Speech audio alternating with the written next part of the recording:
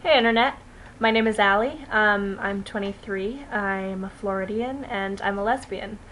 I am not a freak, I'm not a monster, I am not in need of saving in any way. I'm a human being, and I have feelings and emotions, and I'm damn happy with who I am. There are a lot of kids right now that are killing themselves because they feel like they have nowhere else to turn.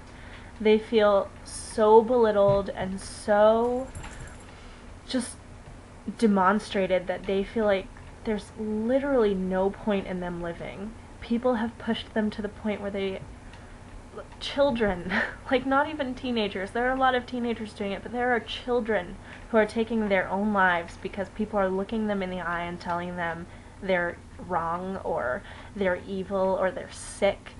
And I think that's just absolutely insane.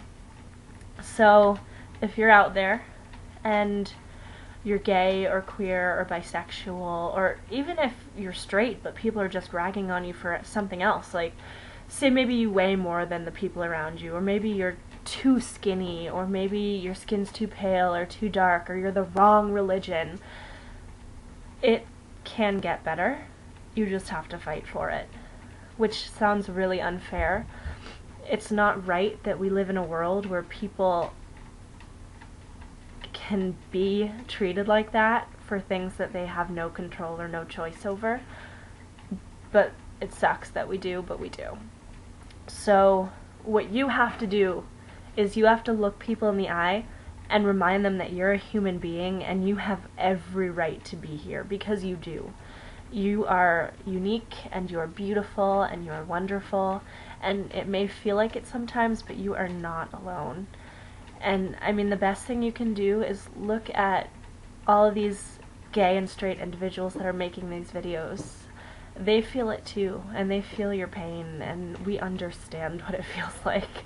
It may not feel like it, and it may just be so hard to push forward sometimes, but I understand where you're coming from. And, you know, like, I at the very least am on your side. So there's one person, right? My story's pretty simple. High school was high school. I got picked on, but, you know, so did everyone else. Every now and then someone would call me a dyke, or, you know, point at me and go, oh, there's that man over there from, you know, just stupid shit that teenagers do. At the time, it feels like it's the worst thing that can ever happen to you, especially when you're having sexual identity issues and you do not want anyone else to know. The worst thing that can happen is for someone to insinuate that what might actually be going on inside of you. I made it through high school. I made it through college.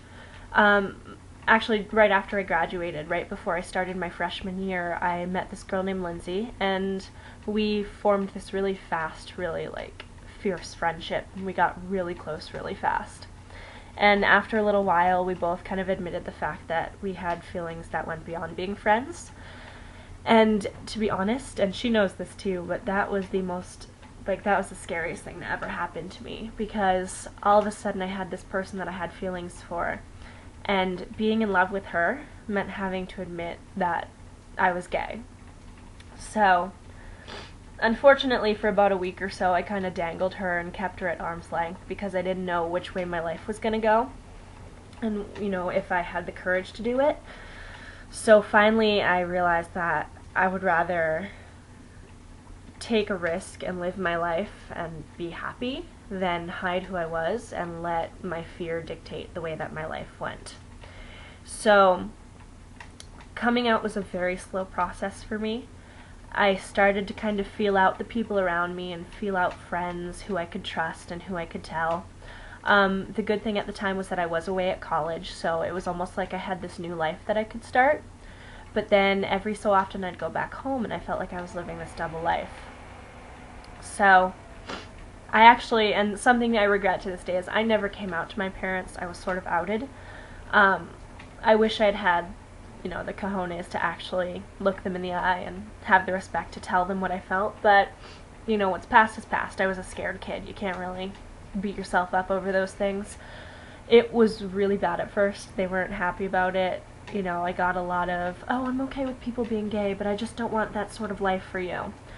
But my parents are amazing people, and they got over their personal, the way that they were raised to believe, they got over that really fast.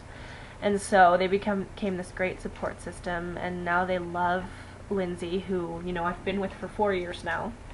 So they love her, they support us, my mom and dad are great because they really put things into perspective for me. So it's really good having people who can kind of do that for me, keep me at looking at things as I should look at things. A little while after I came out to my parents, I came out to everyone else. And the way that I did that was by posting a Facebook note, because I didn't really know how else to get the word out quickly. I was also being kind of a wuss because there were people that I needed to tell, but I was afraid to tell. So I did that, and I had this really overwhelming, strong, positive reaction from people, but not from everyone. I mean, there were definitely people that I didn't... How can I say this and be fair to them? There were people whose belief systems it went against, which, I can't fault them for that. There were people who were just grossed out by it, which I can fault them for that because that's kind of weird and pointless, but it wasn't a cakewalk. It's still not a cakewalk, because just look at the world around us. We don't have equal rights. People think we're weird. People think we're gross. The important thing that you need to know is that you're not weird and you're not gross, and it's them that's wrong. Which, Dorothy Parker has this great quote, and it's, heterosexuality is not normal, it's just common, and that's exactly what it is. It's not like you decided to be this way. You didn't ask to be a minority, you didn't ask to suffer like this, you didn't ask to be, treated like a second-class citizen.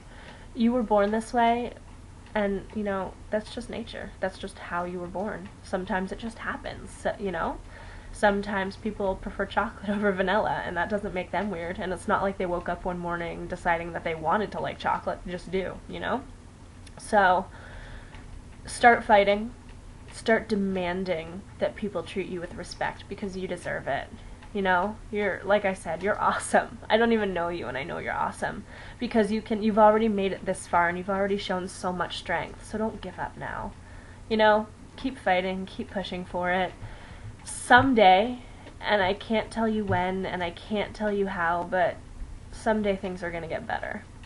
And maybe now, or maybe, sometime in the future, you're going to meet someone who's awesome for you, who's going to be your rock, and who is going to be the love of your life, and is going to help you through this. But just hold on until you can meet your other half.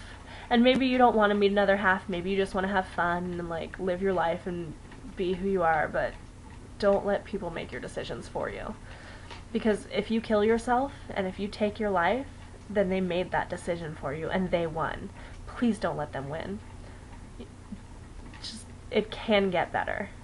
I'm not going to say it does get better, because sometimes life just sucks, but fight for it and make it better and demand that it gets better.